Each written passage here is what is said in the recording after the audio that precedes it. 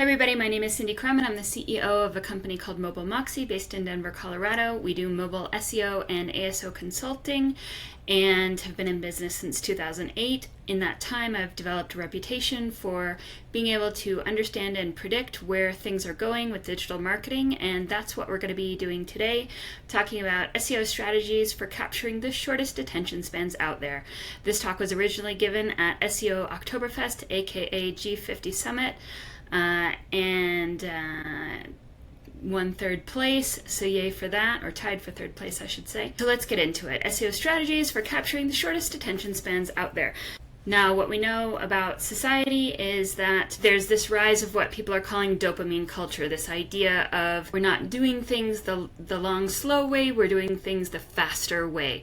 That's things like instead of playing a sport or watching a sport, we're gambling on a sport to get a quick hit of dopamine. Or instead of listening to music albums or tracks, we're just going on TikToks and listening to faster versions of it. Instead of handwritten letters or voicemail, email, stuff like that, we're sending texts. And so this is prevalent across our culture, and in fact the average attention span has decreased over time. There are different ways of measuring this and different statistics out there, but most statistics and most measurements agree that the average attention span has gone down considerably since it was something that was started being measured. And this study, which is kind of the biggest finding, maybe the most exaggerated, we don't know, but it says that the attention span of an average human in the year 2000 was 12 seconds, now 8 seconds, and that's just 1 second shy of being as focused as a goldfish. And sadly, this study was done in 2013, so that's bad news. But what we know is that we have to, as marketers, kind of operate in this situation. This is the water we're swimming in. We have to just go along with it and cater to it. We can't fight against it necessarily with our marketing. And so whether or not this is a good thing or a bad thing, this is what we're facing. We have to cater to people who have shorter attention spans. So with that in mind, what we're going to be talking about today is short form video optimization. I woke up in a new Bugatti. I woke up in a new Bugatti. I woke up in a new Bugatti. I woke up in a new Bugatti. Hey, Bugattis are fast. So what that means is TikTok, YouTube Shorts, Instagram Reels, stuff like that. This is where we're able to get people's attention. Originally on the internet, it was text only, but now things have evolved so much that people really insist on visual communication. And in fact, I believe that the long tail that we used to target as SEOs has kind of gone away, and now what you can rank for in Google is much more short tail words, and long tail searches, long tail discovery is happening other places, especially with these short form videos. It's happening in places like Instagram, TikTok, and YouTube rather than happening in Google. So to create the awareness we need to have the Google searches happening that we can capture with SEO, we have to start further up the funnel with short form video. And this makes sense when you think about other societal pressures like the loneliness epidemic, where people are begging for a more authentic connection, and they weren't getting that from regular content on websites that might have been mass generated or might have been outsourced or offshored, that didn't feel like it was actually resonating with our users. It didn't feel connected. And so people are demanding this better connection, and they feel like they get it from short form video. So let's start with some baseline assumptions. I think it's important that we kind of agree that site authority comes partially from hype, not just from links, that social traffic can actually beat backlinks in terms of creating authority and awareness. Next, I think web traffic is dominated by big brands right now, and searches for big brands, and in some ways the long tail is dead. We saw that kind of with the helpful content update, pushing all of the independent, unique creators down or completely out. We have to deal with a new reality as SEOs. And then last, product search and discovery is now happening other places, like I said, TikTok, Instagram, but also Amazon, Reddit, etc., etc., etc., only sometimes happening in Google. And what that means in the large larger sense of things is when AI is running the show, which is what's happening in search right now, your website is becoming optional. It's really just the transaction layer. It's only necessary for the final conversion, and sometimes not even that. And so we need to deal with this new reality.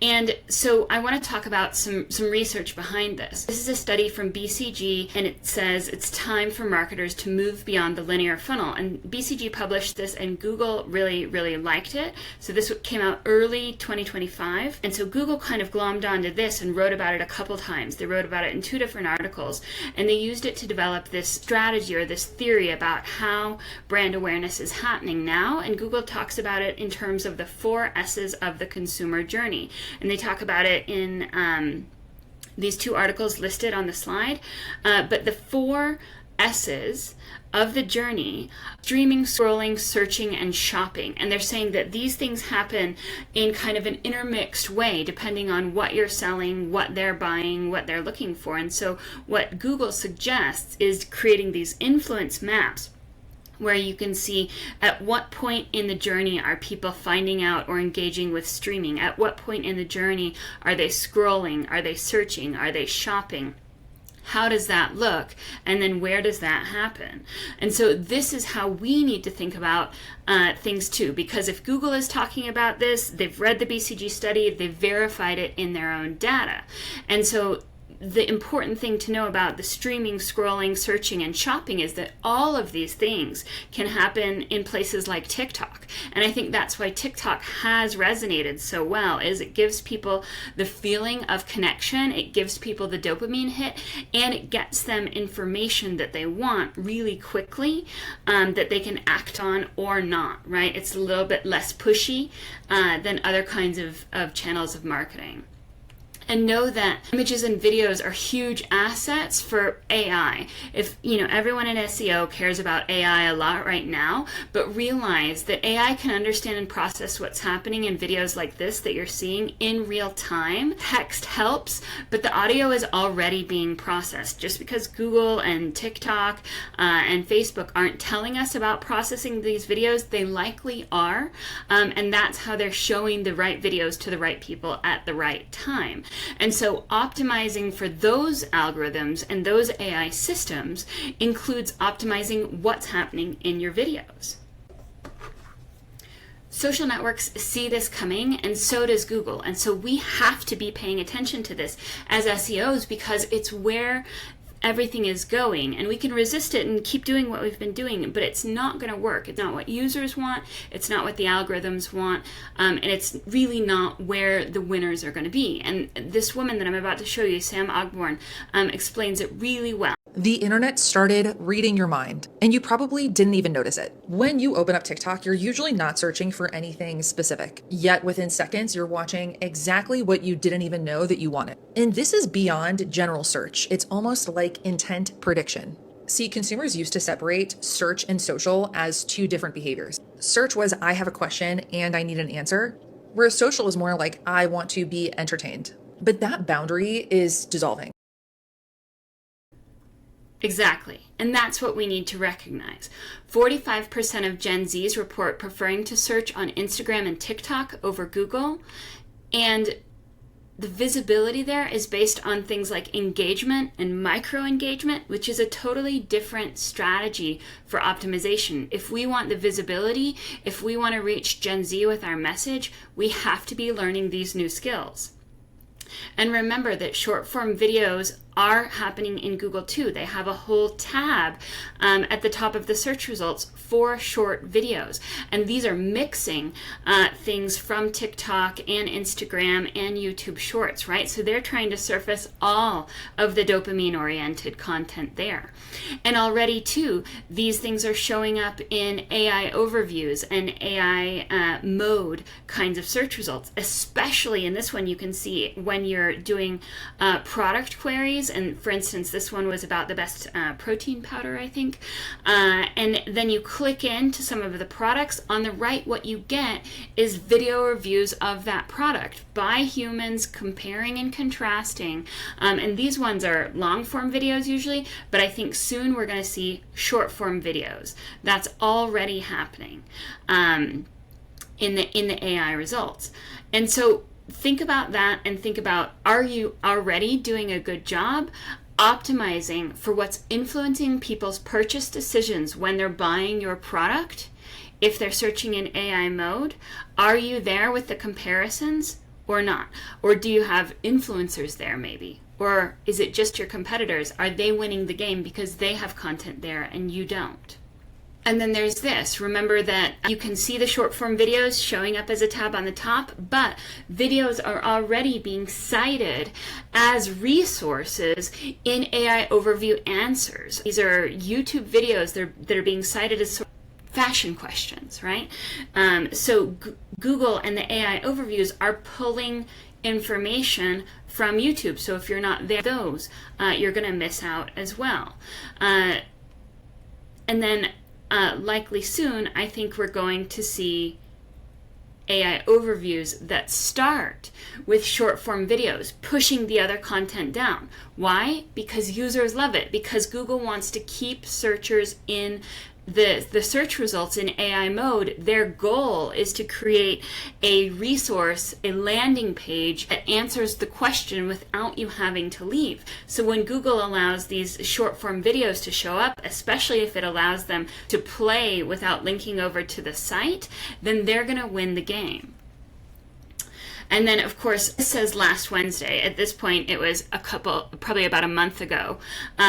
Google announced that Google Discover was going to start showing social media posts and YouTube Shorts in the Google Discover feed. And I've said this before, I do think that Google is trying different things in Google Discover, different things in AI mode, and different things in AI overview as kind of a multivariate test, but I don't think they want to perpetually maintain all of those. I think they're testing to see what's going to get the right kind of engagement and when it's going to be appropriate. And if they do something in Google Discover, you have to at least assume that it might start happening in a more aggressive way in regular Google results or AI overviews or AI mode, right? It's just another test. So let's talk about some basic short form video SEO. What do you need to know? The tips for making a video rank across kind of all the algorithms, they have a lot of things in common.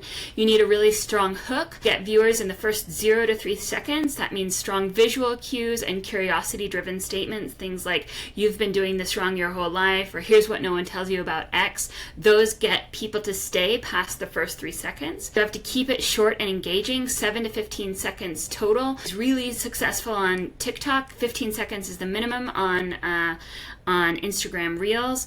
And it was actually, they had to set the minimum because people were being successful with even shorter content.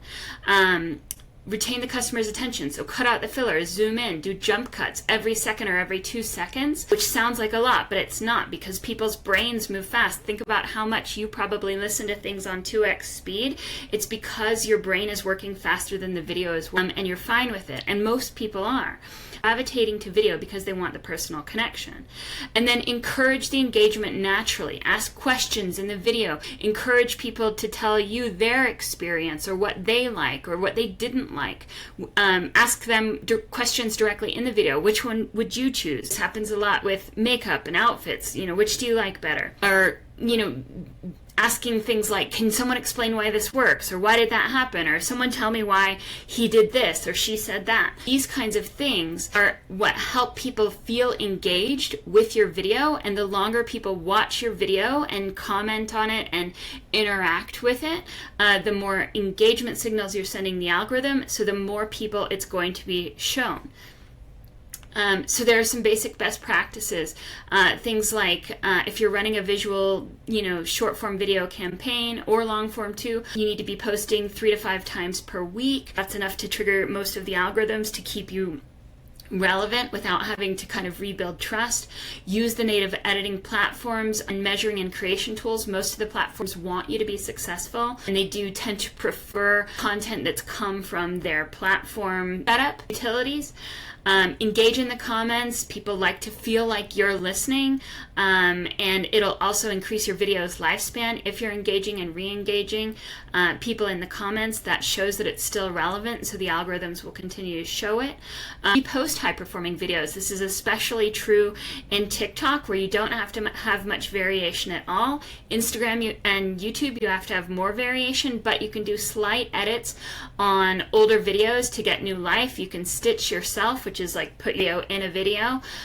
You can do a lot of things, or you can just take a theme that works and do it again, and do lots of testing to find out what is your audience like, what gets the most engagement, and then when you've found that, do similar stuff, do variations of what's working, and then post when your audience is online. This is especially true for TikTok, where they give you kind of a short testing period, and so you need to have lots of engagement really fast. And if you post when people are asleep, you're not going to get the engagement you need to keep it relevant. But if you post when you know your audience is online, then you're going to get a lot more engagement than you would naturally if you posted at an off time, and then you have more likelihood of being shown to more people and kind of getting that viral AI algorithmic kind of boost.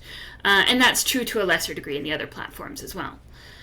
There's also this new models coming out on using video to get engagement, get eyeballs, get awareness. There's this concept called clip farming, which is different. It's not click farming, it's clip farming. And it's a bounty model for video marketing that treats video content like an affiliate link. So if I make a video, then I go to a clip farming platform and I say, hey, every time you get XYZ number of engagements on any kind of video that uses this version of my video, then I'll pay you a certain amount. Then people are encouraged to stitch my video and agree, stitch my video and make a variation on it, do anything to get one video shown and kind of spread out more to more audiences. And that's how you can create viral moments, how you can create brand awareness really easily. The platform that's known for this is called WOP, and you post a video there, then influencers share it, stitch it, do collabs with your video, post across the web, and then they get paid for it. And this can be really successful. Obviously, you don't start here. You find a video that does well on your platform with your users naturally, and then you would clip farm it, because then it's really going to work. You wouldn't want to send a dud and pay money for people to share a dud. You want to pay money for people to share something that's already getting traction.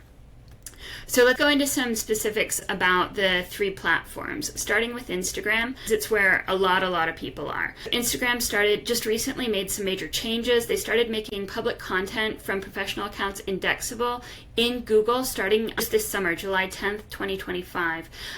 Reels, carousels, and photos became indexable by Google. Instagram organic traffic referrals have gone up quite a bit since then. It's 30% of Instagram's traffic is from organic traffic referrals. Most of that is mobile, but some of it's desktop. But just know, Instagram cares about the organic traffic. So when you're setting up an Instagram account, you need to have a couple settings right. You need to have a verified account. You need to turn off your activity status so your competitors can't just watch what you're doing and copy it. You need to turn on Facebook recommendations. That doubles a platform reach so that what you share on Instagram can also be shared on Facebook. You need to enable reel remixing and downloads. That allows people to stitch your content to make variations of your content with their overlay on top of it, which can be great. It's a mixed bag. It can be bad too if people don't like what you've said, so you have to be careful. But it can be really powerful for getting your content shared. And then just allow sharing of your stories. All of these things just are kind of saying, yes, I want this stuff to be spread around. And that's great. And then research to create the right content. You have to be testing, like I talked about. So replicate existing trends with your own spin on it. Look at top videos in your niche. Look at top videos that your followers like. Instagram just launched two things that allow you to see. All right, first you're going to go to your professional dashboard and then click inspiration. Scroll down to popular with your followers. This is content that the algorithm already knows your followers like. So if you create your own version of that content in your niche, the algorithm is going to recognize that, show it to more of your followers. You're more likely to go viral both with your followers and with non-followers.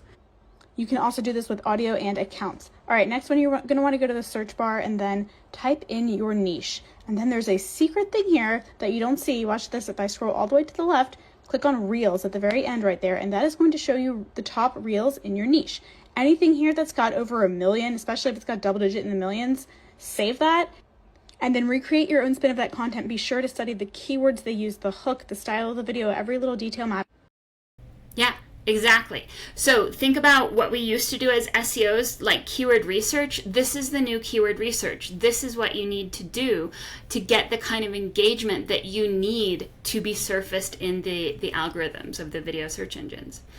And then use things like ManyChat, which is a Facebook partner. So it's not against anyone's terms and conditions. It's actually working with Facebook to help people get engagement from their videos. And the truth is, the younger generations are operating more and more through social networks, but not publicly. They're operating in private chat much more. And so this is how you take a public video over to private chat, is with ManyChat.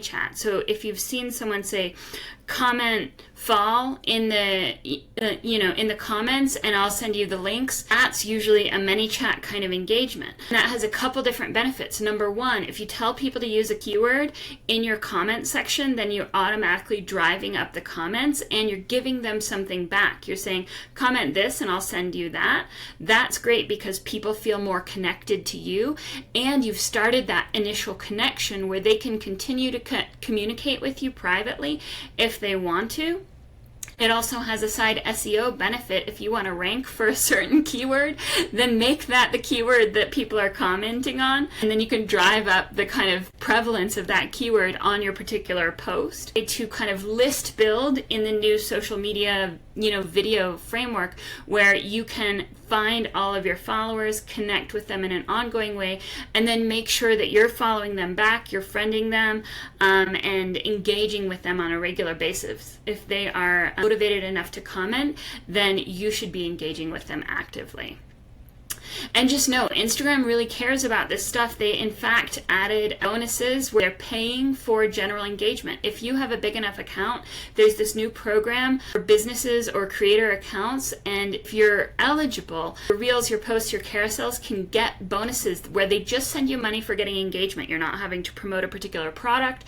You're not having to do anything but get engagement. Instagram really wants to get engagement. Probably they're threatened by things that are happening on TikTok, things that are happening around the rest of the web. So Instagram is trying to make their platform stickier just by incentivizing good creators to make sticky, engaging content. The first thing you need to do is make sure that you have a professional Instagram account, and that is either a business or creator type account. Then on your homepage, hit the menu button in the top right hand corner and scroll down to business tools and controls. From there, scroll down to monetization status, and this is going to show you if your account is available to be paid out for bonuses. Right. Cool stuff. If you have a big account, or if you're planning on building a big account, this might be a great way to get some of the money flowing.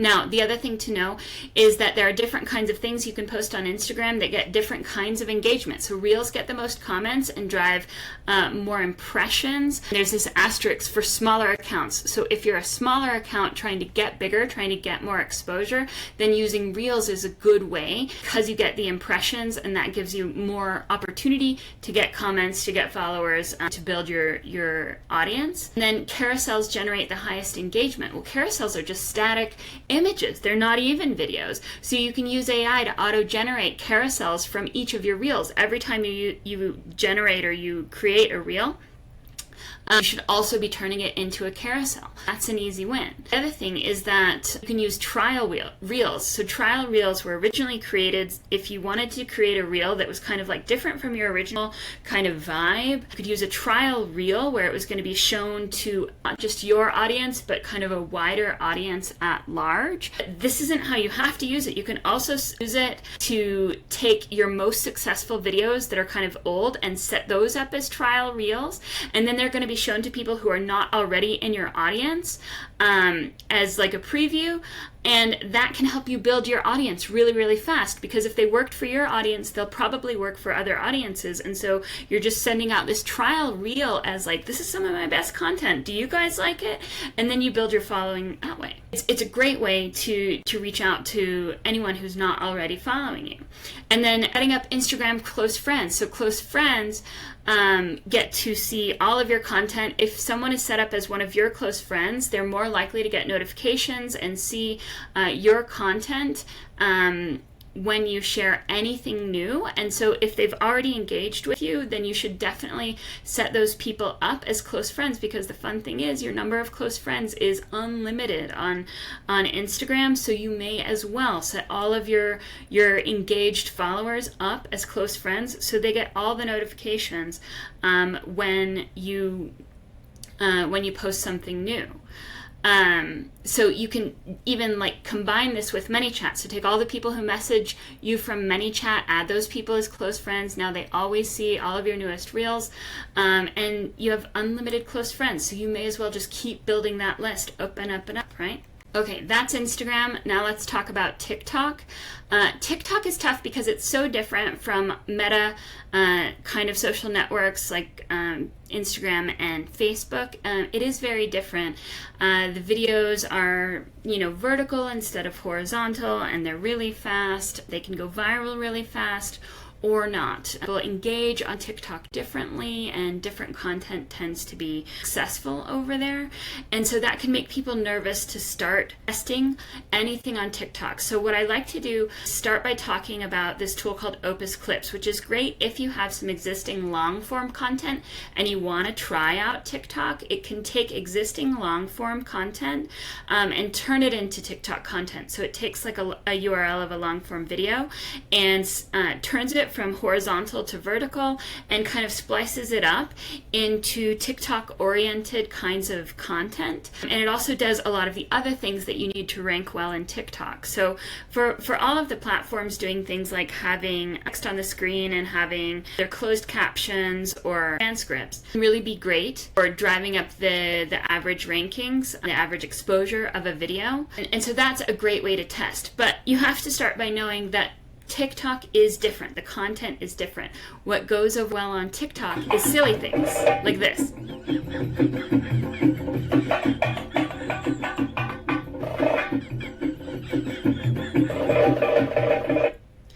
So it's all about the trends on TikTok. And so that's why TikTok gives you the tools to help understand what's going viral in your area at the moment. And it's much shorter kind of duration.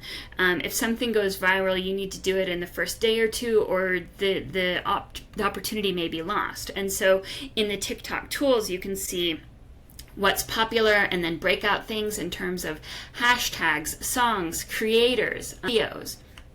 And then your job is, at least to some degree, to potentially see if there's an opportunity for you or your brand to jump on to that trend so that they can, ride the wave and participate. Because TikTok is kind of more of a community, or you get the sense of community, and they talk about TikTok in terms of communities. They talk about talk and car talk and all of these different kind of sub niches within TikTok. And so you want to be part of your niche, or the right niches, so that your content is shown and shared and engaged with by people in that group. So following the trends is a great way to do that. You can use the TikTok tools to find out what is already doing well. And of course you can see it says it gives you the information just for the past 7 days. This is a really quick turnaround. So you have to be nimble. But you can even sort these things based on if they're considered hot, how many likes they have, how many comments they have, how many shares they have, depending on what you're trying to do. So using the TikTok data to inform what you do is a really successful strategy here. They even give you things like the visual trend lines, how many posts use particular hashtags, stuff like that. So you just have a wealth of information here that you should be using to figure out what kind of content can you create that's going to fit and work.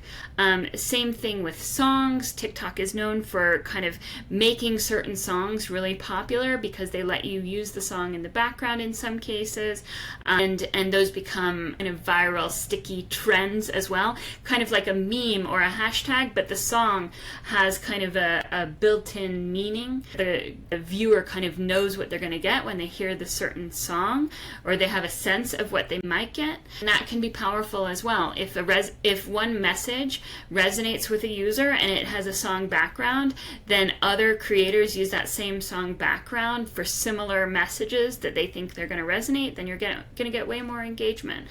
So it's just kind of another way to go viral. Now, they don't report on trending words yet, but trending words do matter on TikTok. So think about that as kind of part of keyword research, but they're not reporting on it yet. But the other thing to know is that TikTok, some of the old kind of silly things that we used to do in SEO kind of can work here as well. So this is an example of a food TikToker who's giving the top 10 most viral food moments in the Denver food scene, and they number things starting with 10 and counting down. And what's interesting about the way comments work in TikTok is when you include hashtags and kind of a long kind of description like this, notice number 8 is Nana's dim sum. When you see this in a search result, it blows out the search result and all of the hashtags there are included. So that's another way to take up space, to get noticed. If you think people are searching for a specific topic, doing stuff like that with hashtags get you more visibility. And so that can be fun. Okay, that's TikTok. Now let's talk about YouTube. Now, YouTube has a lot of things in common with Instagram Reels and TikTok, so we're going to go a little bit faster. But the first thing to know is that YouTube just saw a mysterious increase in organic traffic that did not correlate with an increase in organic rankings. What that tells me is that those SEO citations for AI overviews and AI mode are probably driving traffic, even though they're not driving anything that can be counted in a traditional way as a ranking. That's very sneaky of Google by not counting those things, but of course they are driving traffic, and we could have assumed that. Now, this is from Cyrus. He's one of the best SEOs out there, and he says, pro tip for improving AI search visibility: YouTube often plays an outsized role in AI performance as a cited source, and that's due to the transcripts. So just like with Instagram Reels and with TikTok, including transcripts, including in all of those things are being processed, and they're huge for ranking both in the platforms and outside of the platforms, ranking as a citation in Google. So let's go over some basic optimization stuff. This is true almost across the board, is that you have to have the standard metadata. You have to optimize and include keywords and meaningful information in your title and descriptions. Probably maybe in your hashtags, although that's fallen off in YouTube in terms of being absolutely necessary. It used to be huge. It plays much less of a role, but it could be an opportunity. But making sure you're in the right way, making sure thumbnail that's going to drive through, using, and this is YouTube specific, using timestamps and to mark up your videos so that people topic begins and ends. That can be huge for getting the citations, getting shown up in a people also ask result, and stuff like that. Using on-screen words and using the keywords that you want to rank for in your audio, using the video captions, transcripts, and using good cards and end screens in your YouTube videos. And then doing your dynamic optimization with your channel and video watch time channel and your video comment and save optimization, the sentiment of your content, the frequency of likes, how much your content is shared and your post cadence. All of this in this case matter for YouTube, but a lot of them matter across the board. These are kind of like table stakes. You should have been doing this already if you were making videos. But there are things that you can do for YouTube specific keyword research. There are YouTube specific external like vidIQ, YouTube certified, or Metricool. These are great for finding out what people are searching for on YouTube, what keep trending, what are common questions. But you can also look at YouTube and then query YouTube information out of SEMrush or Ahrefs to put in dub or mdot, and then look and mine the keywords that are showing up in those platforms to know what is getting engagement, what is getting rankings from Google to YouTube. That's how you would do that. And then use your specific tools. Their platform gives you a lot of information in the analytics, where you can focus on new and repeat users. Ignore the casual users. Your goal is to create a community, so new and repeat users, and then find the top channels in your niche and sort the videos by views, and then mimic what's working there. If it's a top channel in your niche and you look at their most successful content, you can know immediately what's going to work, or what kind of content people are looking for. And then use YouTube autocomplete, because it's already ordered by search volume. And we're going to see more about this on this next slide from this video. In your description. And here's some cool tricks you can do with the YouTube search bar that not a lot of people know about. One of the things you could do in front of your topic is you could put a letter and an underscore space. And this will actually then put words in front of your key term, in our case, walking pad, and oiling a walking pad, using a walking pad while working. And again, it's giving us some more nuances, and you could go through the entire alphabet with that. And what you also can try is experimenting with words after your core topic. So if we're talking about walking pads, we might type in 4. And so now we're getting more ideas. Walking pad for heavy person, for weight loss, desk for tall person. And so you can get very specific with the insights that are coming from the YouTube search bar. Awesome, right? So that's something that you might not have thought of, but these are already sorted by search volume. So it's a great way to do simple keyword research for YouTube to get video idea and content ideas, what's going to drive the right volume of search and engagement, and what's potentially going to work. And so once you get these good ideas, I think you should put the content all the places. Now you can have specific strategies for the different video platforms. That might sense, but I think when you're just starting, when you make a video, you should try and put it in all of the places to see what works and what doesn't, to build your own maps and models of where certain content is successful versus where you might need to place or focus other content, or what just doesn't work anywhere. This can be good to know because it's going to be different for your different audiences, the different goals you're trying to achieve, things like that. There isn't one universal answer, just kind of clues. So start by putting all the content all the places, and then narrow it down in terms of what's working where. And now, just to help, I broke down all of the short form video platforms and gave you a cheat sheet. Now, this includes TikTok, Instagram, and Facebook, YouTube, and of course Twitter, Blue Sky, and Threads. And further to things like what impacts SEO, what are the algorithmic biases, max video length, min video length, and I go really deep into this, video requirements in terms of SEO, file type, stuff like that, and then add-ins in terms of what you can get from the different platforms to help you do the optimization that you want to do. So with that, have fun capturing all the attention from all of the very short attention spans out there. Enjoy.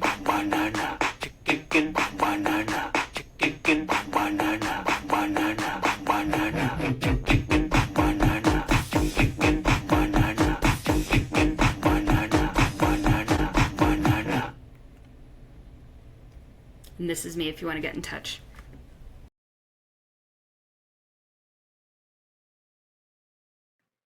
If you like this video, hit the thumbs up. To be notified about future videos, click the logo. And to try the Mobile Moxie Mobile SEO Toolset, use the promo code YouTube to get 30 days free. They're mobile-first SEO tools for a mobile-first world.